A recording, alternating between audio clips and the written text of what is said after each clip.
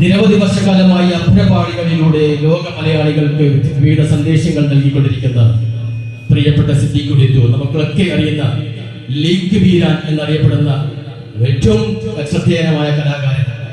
അടുത്ത ഇറങ്ങിയിട്ടുള്ള ആകാശം കടന്ന് എന്ന ഹൃദയസ്പർശിയായ സിനിമയെ കുറിച്ച് നിങ്ങൾ എല്ലാവരും കണ്ടു കാണും. അതിലെ നടനും സംവിധായകനുമായ ഒരുപാട് മലയാള സിനിമകളിൽ അഭിനയിച്ചിട്ടുള്ള ചക്രവർത്തി പ്രിയപ്പെട്ട സിദ്ദീഖ് കുടിയത്തൂർ സാറിനെ നമ്മൾ പ്രവാസികൾ കുടുംബ സൗഹൃദ സംഗമം ഉദ്ഘാടനം ചെയ്യാം. നിറഞ്ഞ കയ്യോടുകൂടി നമുക്ക് സ്വാഗതം ചെയ്യാം.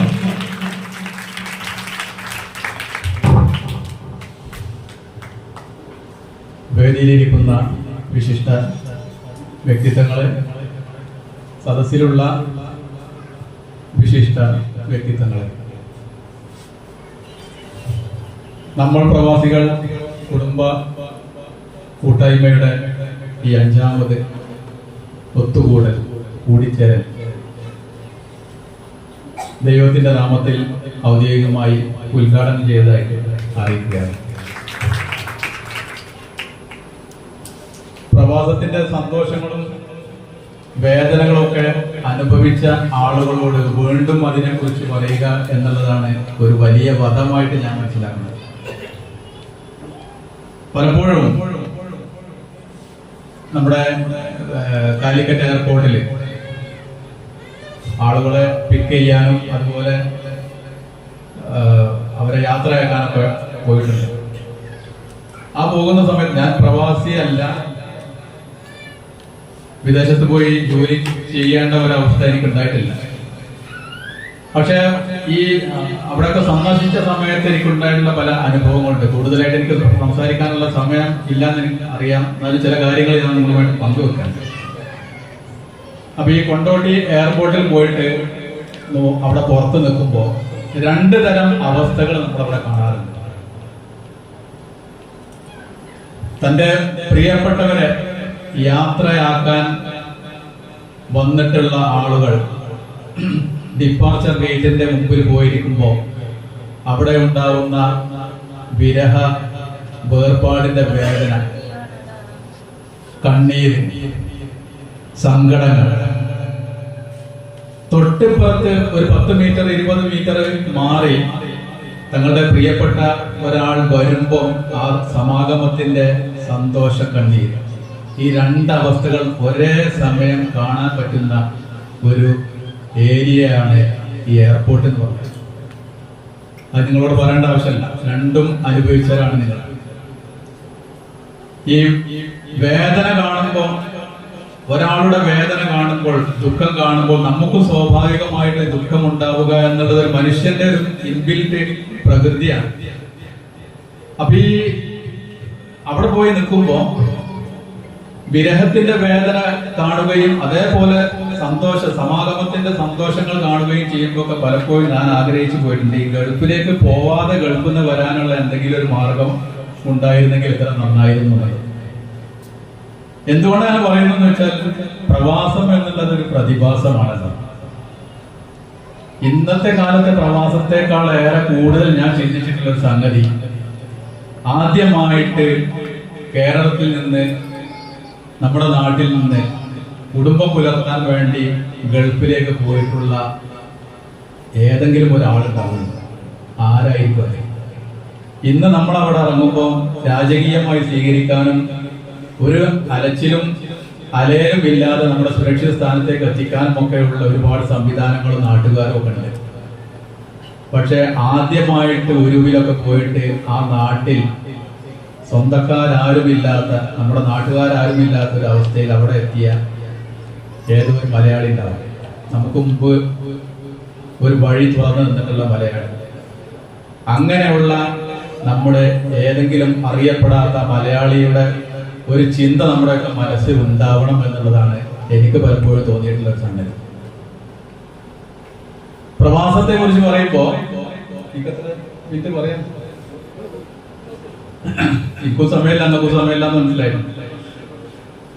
പ്രവാസത്തെ കുറിച്ച് പറയുമ്പോൾ നമ്മൾ ഏറ്റവും കൂടുതൽ പറയുന്ന ഒരു സംഗതി കഷ്ടപ്പാടുകളാണ്, നാട്ടിലെ ദുരിതങ്ങളാണ്.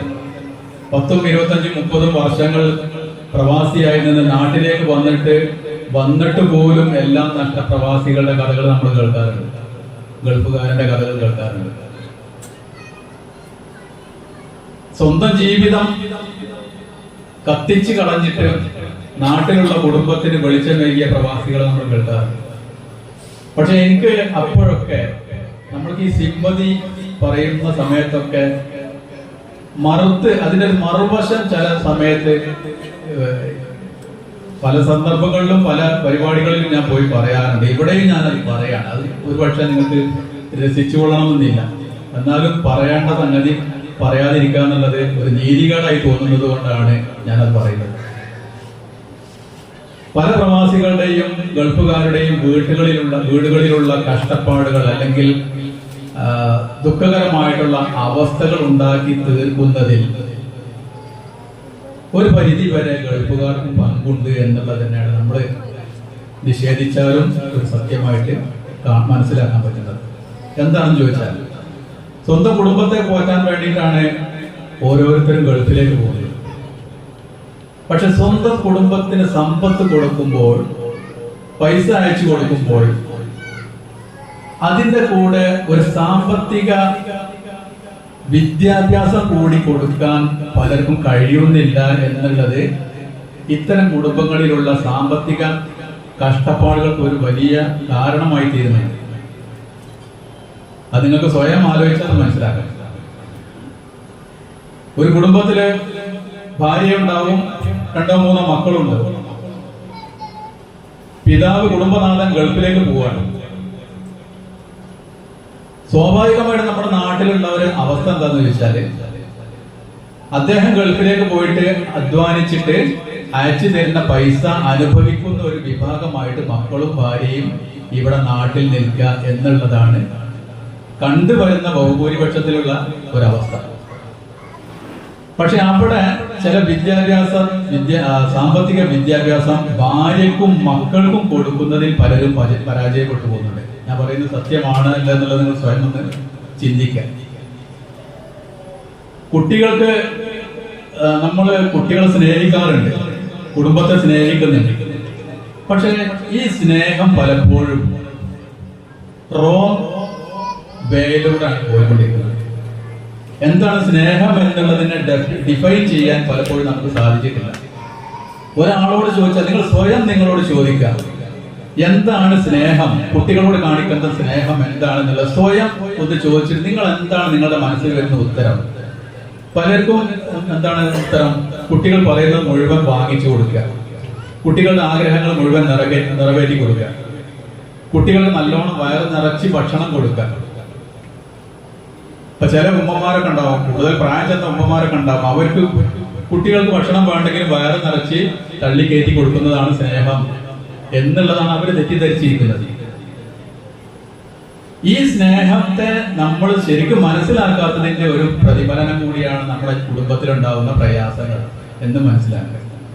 കാണുന്നതൊക്കെ വാങ്ങിച്ചു കൊടുക്കലോ, കുട്ടികളുടെ ആവശ്യങ്ങളും ആഗ്രഹങ്ങളൊക്കെ നിറവേറ്റി കൊടുക്കലോ, വയറ് നിറച്ച് ഭക്ഷണം കൊടുക്കലോ, അവർക്ക് സങ്കടം ഉണ്ടാകുന്ന അവസ്ഥ സൃഷ്ടിക്കാതിരിക്കലോ ഒന്നുമല്ല സ്നേഹം. അതൊക്കെ സ്നേഹത്തിന്റെ ചെറിയ ചെറിയ ഭാഗങ്ങൾ മാത്രം. ഭക്ഷണം കൊടുക്കുക എന്നുള്ള സ്നേഹത്തിന്റെ ഭാഗമല്ല, അത് നമ്മുടെ ബാധ്യതയുടെ ഭാഗമായിട്ടാണ് കാണേണ്ടത്. കുട്ടികൾക്ക് വഴി തുറന്ന് കാണിച്ചു കൊടുക്കുക, ഗൈഡൻസ് കൊടുക്കുക എന്നുള്ളതാണ് സ്നേഹം. ഒരു ഉദാഹരണം പറഞ്ഞാൽ,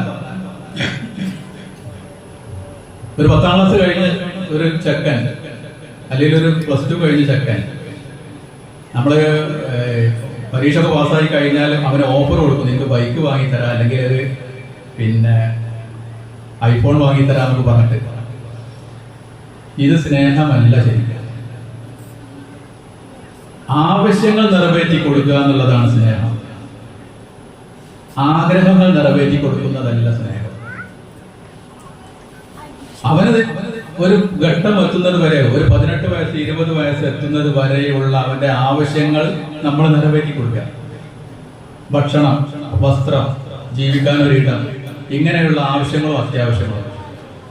ആഗ്രഹങ്ങൾ നിറവേറ്റേണ്ട ബാധ്യത അവന് വിട്ടുകൊടുക്കുക. ആ ബാധ്യത കൂടി നമ്മൾ തലയൊക്കെ എടുക്കുമ്പോഴാണ് നേരത്തെ പറഞ്ഞൊരു പ്രയാസം വരുന്നത്. ഞാൻ എൻ്റെ മക്കളോട് പറഞ്ഞിട്ടുള്ള കാര്യം, നിങ്ങള് പിന്നെ ഒരു 18 വയസ്സ് 20 വയസ്സ് വരെ നിങ്ങളുടെ ആവശ്യങ്ങൾ ഞാൻ കണ്ടറിഞ്ഞ് ചെയ്തു തരാം, നിങ്ങൾ ചോദിക്കൊന്നും വേണ്ട. പക്ഷെ നിങ്ങൾക്ക് ആഗ്രഹം ഉണ്ടെങ്കിൽ ആ ആഗ്രഹം നിറവേറ്റാനുള്ള മാർഗം നിങ്ങൾ കണ്ടെത്തണമെന്നാണ്. അതുകൊണ്ട് ഇന്ന അവർ കാത്തിക്കൂല. 8ാം ക്ലാസ്സിൽ 9ാം ക്ലാസ്സിൽ പഠിക്കുന്ന കുട്ടിയുണ്ട്, അവള് പോലും സ്വന്തമായിട്ട് എന്തെങ്കിലും ഒരു വരുമാനം ഉണ്ടാക്കുന്നതിനെ കുറിച്ച് ചിന്തിക്കാനുള്ള ഒരു വഴി ഞാൻ തുറന്നു കൊടുത്തിട്ടുണ്ട്. അതിനുള്ള ഒരു പ്രോത്സാഹനം ഞാൻ കൊടുക്കാറുണ്ട്. അവരൊരു പ്രത്യേകമായിട്ട് ജോലി ചെയ്യുമ്പോൾ അവർക്ക് അതിനുള്ള ഒരു കൂലി ഞാൻ കൊടുക്കാറുണ്ട്. സ്വന്തം മക്കൾക്ക് ഞാൻ പൈസ കൊടുക്കും എന്ന് പറഞ്ഞാൽ അതൊരു മോശമായിട്ടല്ല. അവര് ജോലി ചെയ്ത് സമ്പാദിക്കുക എന്നുള്ള ഒരു ടെൻഡൻസി അവരുടെ ജീവിതത്തിൽ തുടക്കം മുതൽ തന്നെ കൊടുക്കുക. നമ്മുടെ വിദ്യാഭ്യാസ മേഖലയിലൊക്കെ പരാജയപ്പെട്ടു പോയ ഒരു സംഗതിയാണ്, അല്ലെങ്കിൽ നമ്മൾ ശ്രദ്ധിക്കാത്തൊരു സംഗതിയാണ്. അവർക്ക് വേണ്ടത് അവരുടെ ആഗ്രഹങ്ങൾ നിറവേറ്റാനുള്ള വക അവര് കണ്ടെത്താൻ, ബാപ്പാനെയും ഉമ്മാനെയും നോക്കി നിൽക്കണ്ട എന്ന് തന്നെ പറയാം.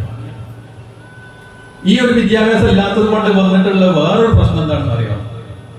ചില അച്ഛനമ്മമാരെ കുട്ടികൾ മർദ്ദിക്കുന്നതും സ്വത്തിന് വേണ്ടി ചില കുടുംബങ്ങളിൽ ഉണ്ടാവുന്ന കച്ചറകളൊക്കെ നമ്മൾ കാണാറുണ്ട്. കൊലപാതകങ്ങൾ വരെ നടക്കുന്നുണ്ട്.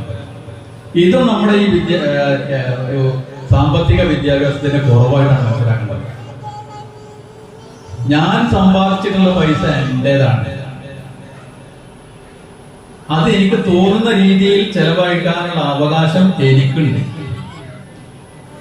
നിങ്ങൾക്ക് എന്റെ മരണശേഷം നിങ്ങൾക്കത് ബാക്കിയുണ്ടെങ്കിൽ മാത്രമാണ് അവരുടെ അവകാശം എന്നുള്ള ആ ഒരു ബോധം കൂടി കുട്ടികൾക്ക് കൊടുക്കണം.